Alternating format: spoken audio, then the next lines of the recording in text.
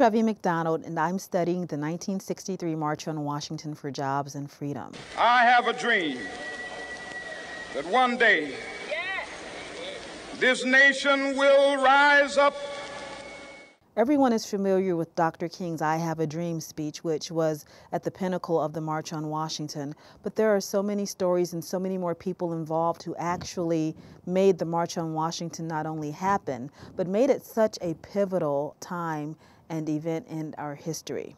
I'm collecting the oral histories of the African-American journalists who covered the March on Washington for black newspapers. The black press started in 1827 with Russwurm and Cornish's Freedom's Journal, and their major emphasis at that time was to abolish slavery. In the late 1800s, Ida B. Wells started her anti-lynching campaign through the black press, and in the early 1900s, Robert Abbott, who was the publisher and editor of the Chicago Defender, encouraged African Americans to migrate from the South to the North. The black press also played a pivotal role in creating the March on Washington. This happened long before social media, long before the internet. The march wasn't publicized as well through the mainstream media avenues that we know of today.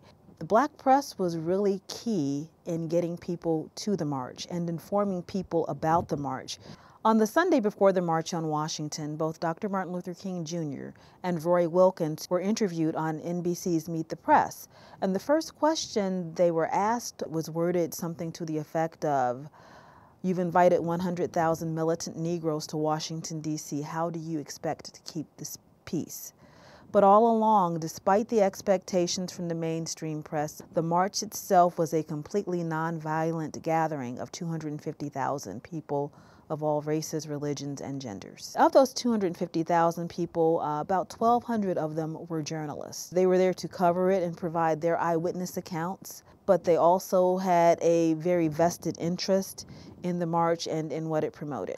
I interviewed Simeon Booker. He was the Washington bureau chief for Ebony and Jet magazines. Ebony magazine, in their November 1963 issue, had a very large multi-page spread on the march itself. I moved around quite a lot, walked all over the place to make sure everybody was in place and we were covering all the different areas.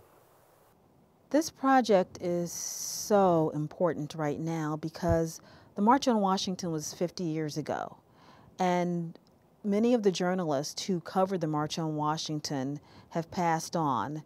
Those who are still alive are in their 80s and 90s, so it's very important to capture their oral histories.